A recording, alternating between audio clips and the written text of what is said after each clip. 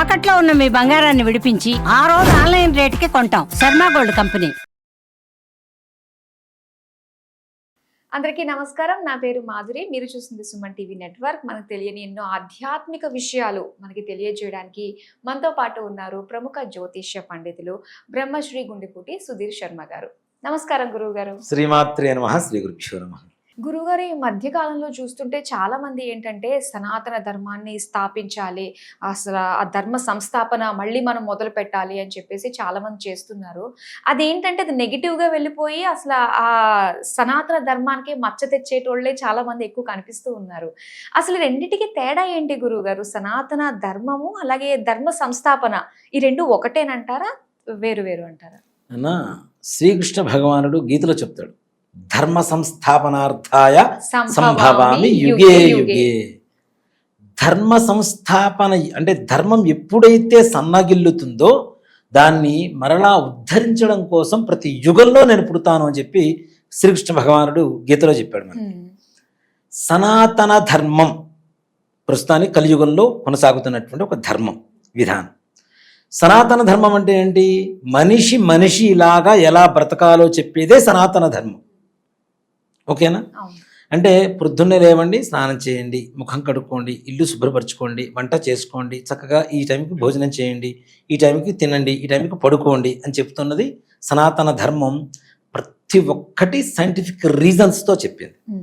ఇప్పుడు చెప్తున్నటువంటి సైన్స్ అనేటువంటి మాట ఏదైతే ఉందో ఇది కొన్ని వేల సంవత్సరాల క్రితమే మన ధర్మం చెప్పింది. ఈ ధర్మంలో తెలియనిదంటూ లేనిదంటూ ఏమీ లేదు నాన్న. సనాతన ధర్మంలో మాట చెప్పాలంటే ఇప్పుడు సైన్స్ ఏం చెప్తుంది? భూమి గుండ్రంగా ఉంది అని చెప్పింది. ఎన్ని వందల సంవత్సరాల క్రితం? మహా అయితే 200 సంవత్సరాల క్రితం చెప్పింది, లేదు 300 సంవత్సరాల క్రితం చెప్పింది. కానీ 1800 సంవత్సరాల క్రితం కట్టినటువంటి దేవాలయాల మీద వరాహమూర్తి భూమిని ఎత్తుకున్నట్టుగా విగ్రహాలు ఎలా చెక్కారు? అప్పట్లో గుండ్రంగా ఉంది అని తెలియకపోతే ఇప్పుడు కొత్తగా వచ్చి సైన్స్ చెప్పిందా? మన ధర్మం గొప్పదా? ఇప్పుడు చూస్తున్న సైన్స్ గొప్పదా? మన ధర్మం నుంచి సైన్స్ వచ్చింది అనిపిస్తుంది కదా. అదేనన్నా, ఇక్కడ ఒక దేవాలయంలోనన్నా ఆడవాళ్ళు ఎలా గర్భవతులు అవుతారు, గర్భవతి అయిన దగ్గర నుంచి మొదటి మాసం నుంచి పిల్లను అంటే బిడ్డకి ప్రసవం చేసేంత వరకు ఏ దశల వారీగా ఉంటుంది అనేది 1400 సంవత్సరాల క్రితం దేవాలయం గోడల మీద చెక్కబడింది. మరి అప్పట్లో ఏ పరికరాలు ఉన్నాయి నాన్న చెప్పడానికి, చూడటానికి? ఇప్పుడంటే అన్ని పరికరాలు వచ్చినాయి కాబట్టి, సైంటిఫిక్ ఇవన్నీ వచ్చినాయి కాబట్టి చూసి చెప్తున్నారు. మరి అప్పట్లో ఏముందని చెప్పారు? ఏ రకంగా గర్భం దారుస్తారు, ఏ సమయంలో ఎలా ఉంటారు, బిడ్డ ఎలాంటి అవయవాలు రూపొందించుకుంటుంది, ఏ నెలలో ఎలా ఉంటుంది అనేది క్రమేపీ మొత్తం చరిత్ర మొత్తం ఒక శిల్ప రూపంలో చెక్కారు 1400 సంవత్సరాల క్రితం. ఇప్పుడు మనం కంటి ఆపరేషన్ చేయాలి అంటే హాస్పిటల్కి వెళ్ళి చక్కగా టెస్ట్ చేయించుకుంటున్నాం, వాడు ఏదో 4 పెడతాడు, చూస్తాడు, ఆపరేషన్ అని చెప్తున్నాడు. సుశ్రుతుడు అనేటువంటి ఒక వైద్యుడు ప్రపంచంలో మొట్టమొదటి కంటి వైద్యం చేసినటువంటి వ్యక్తి. కొన్ని వేల సంవత్సరాల క్రితం ఏ పరికరాలు లేకుండా కంటికి ఆపరేషన్ చేశాడు. ఫస్ట్ సర్జన్, ఐ సర్జన్ ఆయన వరల్డ్. ఇప్పుడున్నాయి సూదులు గీదులు అన్నీ ఉన్నాయి, అప్పట్లో ఏమున్నాయి? ఏం లేవు కదా. పూర్వకాలంలో ఆపరేషన్ చేస్తేనన్నా, సర్జరీ చేస్తే ఇప్పుడు కారు చెయ్యి ఏదైనా కోస్తారు, ఇప్పుడు ఏం చేస్తున్నారు? స్టిచెస్ వేస్తున్నారు. ఇప్పుడు లేజర్ స్టిచెస్ వచ్చినాయి కొత్తగా. అప్పట్లో గండు చీమలు తీసుకొచ్చి కోసిన తర్వాత మొత్తం గండు చీమలు తీసుకొచ్చి ఆ శరీరం చీలిపోయి ఉంటుంది కదా, దాని మీద పెట్టేవాళ్ళుట. ఆ గండు చీమలు ఇవి ఉంటాయి కదా, ముళ్ళు ఉంటాయి కదా, అవి మొత్తం లోపల గుచ్చుకొని పోయి నిదానంగా శరీరం అతుక్కుంటూ ఉండేదిట. అవి స్టిచెస్ అప్పట్లో. అంత గొప్పగా ఉండేది మన సైన్స్. ఇప్పుడు చదువుతున్న సైన్స్ ఏముంది నాన్న? అవునా? చీమల వల్ల కూడా మనిషికి ఇంత ఉపయోగం అనేది ఇక్కడ అర్థమవుతుంది. చాలా గండు చీమలు తీసుకొచ్చి ఇట్లా పెడితే అవి ఏం చేస్తాయి? ఇట్లా అతుక్కుపోతాయి కదా, అతుక్కుపోయి అట్లా ఉండిపోతాయి. ఆ ముళ్ళు లోపలికి అట్లా గుచ్చుకొని పోతూ ఉంటే నిదానంగా వాటి వల్ల ఏ రకమైనటువంటి సైడ్ ఎఫెక్ట్స్ ఉండవు. ఆ చీమలు పుట్టిన దానివల్ల అవి శరీరం నిదానంగా అతుక్కుపోయి పుండు మారిపోయేది. అంత గొప్పగా సర్జరీలు చేసేవాళ్ళు. ఇప్పుడు మనం చేస్తున్న సర్జరీ, ఈ సర్జరీలే ఉన్నాయి. అన్ని పరికరాలు వచ్చిన తర్వాత అందరూ చేస్తారు. ఏమీ లేనప్పుడు చేశాడు కదా. కంటికి ఇప్పుడు మనకి సర్వేంద్రియానం నయనం ప్రధానం అని చెబుతాం. మన శరీరంలో ఉండేటువంటి వాటిల్లో అవయవాల్లో కళ్ళు చాలా ప్రధానం. కళ్ళు లేకపోతే ఏముంది ప్రపంచంలో ఏమీ చూడలేము మనం, అవునా? అలాంటి చిన్న కంటికి కొన్ని వేల సంవత్సరాల క్రితమే సుశ్రుతుడు ఆయన పేరు కూడా, ఆయన ఆపరేషన్ చేశారంటే ఇంకేముంది చెప్పండి. అది సనాతన ధర్మం అంటే. అంటే మనిషికి కావలసినటువంటి ప్రతి ఒక్క వస్తువు కానివ్వండి, ప్రతి ఒక్క అంటే అవసరాలు తీర్చేటువంటి విధానం కావచ్చు. ఇప్పుడు సేంద్రియంగా రైతులు పండిస్తుంటారు, ఆ పంటకి ఇప్పుడు తింటున్న పంటకి ఏమైనా సంబంధం ఉందా? రుచికి ఏమైనా సంబంధం ఉందా? రంగులు కూడా కొత్త కొత్తగా ఏవో రసాయన పదార్థాలు కెమికల్స్ వేసేసి పండిస్తున్నారు పండ్లు కూడా, అవి కూడా ఒరిజినల్ లేవు మన దగ్గర, అవునా? మరి పూర్వకాలంలో ఇవన్నీ లేకముందే పండు పండేంత వరకు చక్కగా పంటలు వేసి ఎరువులు వేసి పండించారుగా. అదే ఇన్ని వేల సంవత్సరాలైనా సరే మరలా రీసైక్లింగ్ అవుతుంది. సేంద్రియంగా పండించినటువంటి పంటలు, సేంద్రియమైనటువంటి పంటలు, ఆర్గానిక్ అని పేరు పెడుతున్నారు కదా. మరి ఇప్పుడు అదే ఆర్గానిక్ అంత డిమాండ్ ఎందుకు? మరి ఇదే ఆర్గానిక్ కదా కొన్ని వేల సంవత్సరాల క్రితం మన ధర్మం చెప్పింది, మన సనాతన ధర్మం చెప్పింది. ఇవన్నీ సనాతన ధర్మంలో ఉంటేనా ఎవరు ఏ రకమైనటువంటి పనులు చేయాలి, ఏ సమయంలో చేయాలి ఏంటి అనేటువంటిది సనాతన ధర్మం. ఇక ధర్మ సంస్థాపన అనేటువంటి విషయానికి వస్తే, ఎక్కడైతే రాక్షస పాలన జరుగుతూ ఉంటుందో ఆ పాలని అణగార్చి మరలా ధర్మం వైపు నడిపించడానికి వచ్చేటువంటిదే ధర్మ సంస్థాపన. ప్రస్తుతానికి ధర్మ సంస్థాపన చేసేంత శక్తి గల వాళ్ళు ఉన్నారు. నేను పార్టీల సంగతి చెప్పను, కానీ ఇప్పుడు నిజంగా మనం ఈ మాత్రం బ్రతుకుతున్నాము అంటే గత 14 సంవత్సరాల నుంచి ఉన్నటువంటి పరిపాలన కేంద్రంలో ఏదైతే ఉందో అది అదే కారణం అని చెప్పి గర్వంగా చెప్పుకోవచ్చు మనం, దాంట్లో అనుమానమేం లేదు. ఒక హిందువు కనీసం ఈ మాత్రం నిర్భయంగా బ్రతుకుతున్నాడు అంటే కారణం ఒక వ్యక్తి, ఒక పాలన, ఒక ప్రభుత్వం. అది ధర్మ సంస్థాపన, అవునా? ఎన్నో మనకి స్వాతంత్రం వచ్చి 75 సంవత్సరాలు అవుతుంది. 75 సంవత్సరాల ముందు పెట్టినటువంటి కొన్ని రూల్స్ని బ్రేక్ చేసి మరి మన హిందుత్వాన్ని కాపాడుతున్న అది ధర్మ సంస్థాపన అంటే, అవునా? ఒక్కడు చేయగలిగాడా? ఇంకా వాళ్ళకి సపోర్ట్ చేస్తూ మరి హిందూ దేశం అని చెప్పుకోవడం దేనికి? పాకిస్తాన్ ముషరఫ్ కూడా హిందుస్థాన్ అంటాడు, కానీ పాకిస్తాన్ అని పిలవడుగా మన భారతదేశాన్ని. మరి హిందుస్థాన్ అంటే హిందువులు స్థానమే కదా. మరి అలాంటి దాన్ని వేరే వాళ్ళకి సపోర్ట్ చేసినటువంటి ఇన్ని సంవత్సరాల కుట్రను ఒక్కసారి మొత్తం బ్రేక్ చేసేసి ధర్మ సంస్థాపన చేశారా లేదా? అది ధర్మ సంస్థాపన. నేను అదే చెప్తాను. నేను వ్యక్తి గురించి చెప్పొచ్చో లేదో నాకు తెలియదు. రామ ప్రతిష్ఠ జరిగింది అయోధ్యలో. జరిగినప్పుడు నేను ఒక్కటే మాట చెప్పా. ఈ మాటకి చాలా మంచి అప్రిషియేషన్ కూడా వచ్చి నాకు పెద్దవాళ్ళ దగ్గర నుంచి, కేంద్ర మంత్రుల దగ్గర నుంచి కూడా. ప్రతిష్ఠ జరుగుతుంది కదా, దాని గురించి అసలు వివరించండి. బాలరాముడి ప్రతిష్ఠ జరుగుతుంది కదా అంటే నేను ఒకటే మాట చెప్పా. త్రేతాయుగంలో లంకలో ఉన్న సీతని రాముడు దగ్గర చేర్చినటువంటి ఆయన ఆంజనేయ స్వామి వారైతే 500 సంవత్సరాల క్రితం దూరమైనటువంటి రాముణ్ణి భారతదేశంలో ఉన్న ప్రతి హిందువు హృదయ మందిరంలో దగ్గర చేర్చిన కలియుగ హనుమంతుడు మోడీ గారని చెప్తా. నిజమేనండి, అంతే కదా. మనకు దగ్గర చేర్చిన కలియుగ హనుమంతుడు ఆయన. ఒక మాటలో చెప్పాలి అంటే అది ధర్మ సంస్థాపన. ఏదైతే ఒక దేశానికి, ఒక ప్రాంతానికి ఉండేటువంటి ధర్మం ఏదైతే ఉంటుందో ఆ ధర్మం ఎక్కడైతే సన్నగిల్లుతూ ఉంటుందో దాన్ని పునరుద్ధరణ చేయడానికి, సంస్థాపన చేయడానికి పుట్టుకొచ్చేటువంటి కొంతమంది మాత్రమే యుగ పురుషులు ఉంటారు. అలాంటి వాళ్ళలో ఈయన ఒక ఆయన గ్యారంటీ చెప్పుకోవచ్చు. మరో ఛత్రపతి శివాజీ గారు అని చెప్పుకోవచ్చు ఆయన్ని. కాబట్టి అది ధర్మ సంస్థాపన అంటారు. సనాతన ధర్మం అంటే మనం పూర్వం నుంచి వస్తున్నటువంటి ఒక సంప్రదాయం, ఒక అలవాట్లు, మన మానవుడు బ్రతకడానికి కావలసినటువంటి ఒక కట్టుబాటు. మనం ప్రతి ఒక్క దాంట్లో వెతికినా సైన్సే కనపడుతుంది, అంతకుమించి వేరే ఏం కనపడదు. మరి ఇంత ట్రాన్స్పరెంట్ గా ఉన్న సనాతన ధర్మాన్ని ఇది ఒక మతంగా ఎందుకు మార్చేస్తున్నారండి? అదే కదా నాన్న, హిందూ మతం అంటున్నారు. హిందూ మతం కాదు, హిందూ ధర్మం. మతం కాదు, హిందూ ధర్మం. ఈ ధర్మం ఇప్పుడు ఏమవుతుందంటే రాను వేరే మతస్థుల్లో చేతిలోకి ఇరుక్కుపోతుంది.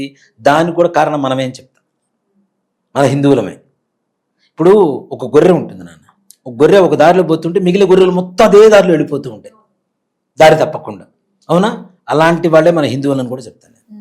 గొర్రెలను వేరే వాళ్ళని పిలుస్తున్నారు కానీ కాదు, మనమే గొర్రెలు. అంటే ఎందుకు మనం అంత స్ట్రాంగ్ గా ఎందుకు ఉండలేకపోతున్నాం అంటారు? ఇక్కడ నాన్న ఒకటి చెప్తా. వాళ్ళు మన మతంలోకి వస్తున్నారు, మనల్ని వాళ్ళ మతంలోకి తీసుకెళ్తున్నారు. నాకు అర్థం కాని పరిస్థితిలో ఉన్నాం ఇప్పుడు ప్రెసిడెంట్. మొన్నటి వరకు అయ్యప్ప స్వామి దీక్ష, ఆంజనేయ స్వామి దీక్ష, దుర్గా భవానీ దీక్ష, వెంకటేశ్వర స్వామి వారి దీక్ష, ఇట్లా శివ దీక్ష, ఇవన్నీ మనం చేస్తూ ఉన్నాం. మాలలు చేస్తూ ఉన్నారు, వేసుకుంటున్నారు, ఇరుములు కట్టుకుంటున్నారు, వెళ్ళిపోతున్నారు. సరికొత్తగా వచ్చినటువంటి కొన్ని మాలలు దీక్షలు ఉన్నాయి, మీరు విన్నారో లేదో. మేరీ దీక్ష, ఓహో, ఏసు మాల, ఏసు పడి పూజ, ఏసు లడ్డు, ఏసు దద్దోజనం, ఏసు పులిహోర, ఏసు చక్ర పొంగలి, ఏసు సుప్రభాతం, ఏసు అష్టోత్తరం, ఏసునాథాయ విద్మహే మేరీ పుత్రాయ ధీమహి తన్నో ఏసునాథ ప్రచోదయాతు, ఏసు గాయత్రి. వీళ్ళందరూ ఏం చేస్తున్నారు, ఇప్పుడు హోమం కూడా చేయడం మొదలుపెట్టారు. ఓకే, మన దారిలోకి వచ్చి మనల్ని వాళ్ళ దారిలోకి మళ్లించుకునేటువంటి విధానం. ఓకే, ఇలా కొంతమంది అవలంబిస్తుంటే మరి కొంతమంది ఉంటారు, మీరు పొద్దునే లేవాలి, ఉపవాసాలు చేయాలి, స్నానాలు చేయాలి, కొబ్బరికాయలు కొట్టాలి, పూలు తీసుకురావాలి, అగరబత్తులు వెలిగించాలి, కర్పూరం వెలిగించాలి, ఆ పూజలు చేయాలి, ఈ నోములు చేయాలి, ఈ వ్రతాలు చేయాలి, మీకంతా ఇంత ఉంటుంది, మా దగ్గర ఏమీ లేదు, క్యాండిల్ పట్టుకొని రాండి, కొబ్బరికాయ అక్కర్లా, ఏమక్కర్లా, నువ్వు స్నానం చేసినా చేయకపోయినా పర్లా, బొట్టు కూడా అవసరం, బొట్టు కూడా అక్కర్లా, ఆ ఖర్చు కూడా లేదు, తీసుకొని క్యాండిల్ తీసుకొని రాండి, వెలిగించండి, అక్కడ పెట్టండి అని చెప్తున్నారు. జనాలందరూ కూడా ఏం చేస్తున్నారంటే చాలా ఈజీగా ఉండే పద్ధతికి ఎక్కువగా మొగ్గు చూపుతారు కదా. కష్టంలో ఎక్కువ సుఖం ఉంటుందన్న సంగతి ఎవరు ఆలోచించరు. ఇప్పుడు మనం సుఖపడుతున్నామా లేదా, ఇన్స్టెంట్గా మనం సుఖపడుతున్నామా లేదా అన్నది ఒక్కడ ఆలోచిస్తున్నారు. కానీ భవిష్యత్తులో ఆ రోతలో పడిపోయి బాధపడతామన్న విషయం మాత్రం ఆలోచించట్లేదు. స్నానం చేయకుండా ఉంటే రోగాలు ఎవరికి, మనకే కదా. మరి స్నానం చేయకుండా నువ్వు ఎక్కడికైనా రావచ్చు అంటే నువ్వు రోగాలు పుట్ట అవుతున్నావు అని చెప్పి ముందుగానే చెప్తున్నారుగా వాళ్ళు. ఏది పడితే అది తినొచ్చు అని చెప్తున్నారు. మనదేంటి, ఏ సమయంలో ఉపవాసం చేయాలి, ఏ రోజున చేయాలి, ఏ రోజున చేస్తే మనకి ఆరోగ్యం లభిస్తుందని చెప్తున్నది మన శాస్త్రం. వాళ్ళ దాంట్లో ఫాస్టింగ్ లేవు, అంతా ఫాస్టింగ్లు తప్పితే వాళ్ళ దాంట్లో. అవునా, ఏదైనా తినొచ్చు, ఎప్పుడైనా తినొచ్చు, ఎలా అయినా ఉండొచ్చు. దీంతో ఏమైపోతున్నారంటే మన వాళ్ళందరూ ఎక్కువగా అటువైపు మొగ్గు చూపుతున్నారు. కానీ మళ్ళీ అనతి కాలంలో హిందూ ధర్మం మరలా పునరుద్ధరణ జరుగుతుంది. ఇప్పటికీ దాదాపు మంచి మార్పులు వస్తున్నాయి. నిజంగా ఒక మాట చెప్పాలంటే నాన్న, మనకి స్వాతంత్రానికి ముందు నుంచి తర్వాత కూడా మన హిందూ ధర్మాన్ని చులకన చేస్తూ, అంటే దీంట్లో ఉండేటువంటి మంచిని బయట పెట్టకుండా కేవలం చెడ్డ వాళ్ళని మంచి వాళ్ళగా రూపొందిస్తూ పిల్లలు చదువుకునే వయసు దగ్గర నుంచి ఛత్రపతి శివాజీ పాఠం ఒక్క స్కూల్లో ఒక క్లాసులోనా ఉందా నాన్న? ఒక్క క్లాసులో ఉందా? నిజంగా మన సినిమా వచ్చింది సంభాజీ, అవునా? ఆ సంభాజీ చరిత్ర వచ్చినప్పుడు ఏడవని వాళ్ళు ఎవరున్నారు? ఆ టీవీలో వస్తుంటే అట్లా ఎవరన్నా కదిలిస్తే ఒక క్షణం ఏదైనా మిస్ అయిపోతామేమోనంత ఒక అక్కడే కళ్ళ అప్పగించి మరీ చూస్తున్నాం. అంత దేశభక్తి ఉన్నవాళ్ళం అసలు ఏం జరిగిందనేది తెలుసుకునే ప్రయత్నం కూడా చేయకపోతే కూడా తప్పే కదా. అలాంటి అధర్మాన్ని రూపుమాపి మరలా ధర్మ సంస్థాపన చేయడానికి యుగ పురుషులు పుడుతూ ఉంటారు. ప్రతిసారి భగవంతుడు శంఖచక్రాలు పట్టుకొని సుదర్శన చక్రం పట్టుకొని పుట్టాల్సిన అవసరం లేదు. దైవం మానవ రూపేణ అని చెప్పి మనమే చెబుతూ ఉన్నాం. ఎవరైతే మనకు సహాయం చేస్తారో వాళ్ళే దేవుడు కదా. లారెన్స్ గారు గొప్ప కథ చెబుతూ ఉంటారు. ఆయన ఒక నదిలో మునిగిపోతూ ఉన్నారు. ఒక కొట్టుకుపోతూ ఉంటే నేను కృష్ణుడిని ప్రార్థిస్తాను, కృష్ణుడు నన్ను వచ్చి కాపాడుతాడు అన్నట్ట. సరే ప్రార్థిస్తూ ఉన్నాడు.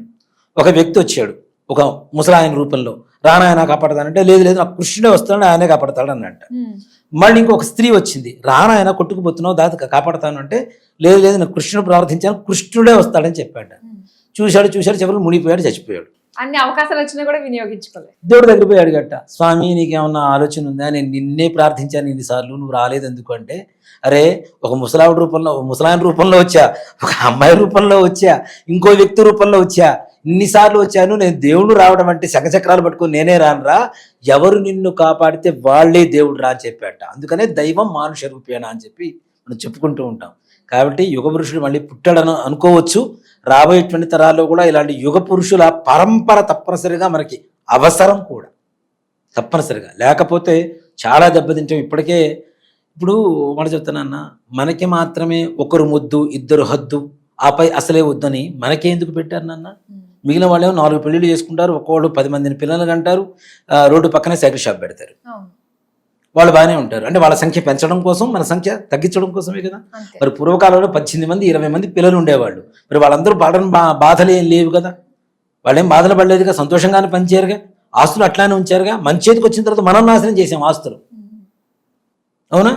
కాబట్టి ఈ కుటుంబ నియంత్రణ కూడా ఒక కుతంత్రమనే చెప్తాను నేను. హిందూ సంఘం అంటే హిందూ జనాభా తగ్గించడం కోసం చేస్తున్నటువంటి ఒక కుతంత్రం అనే చెప్తా. దయచేసి నేను ప్రభుత్వానికి కూడా అదే వినతి చేస్తాను. కుటుంబ నియంత్రణ తీసేస్తే అందరికీ తీసేయండి, పెడితే అందరికీ పెట్టండి.